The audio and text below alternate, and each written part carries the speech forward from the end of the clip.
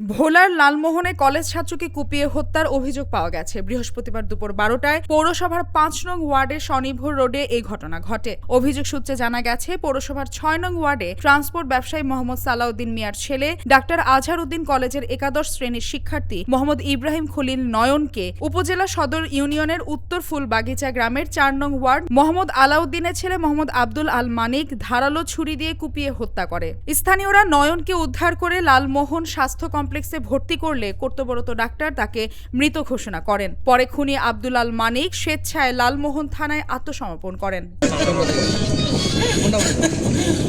আমি তো আমার মনে 10 মিনিট আগে আমার দাঁতেন গেছে। আমি বাবা আমার মনে বাঁচাতে পারলাম না।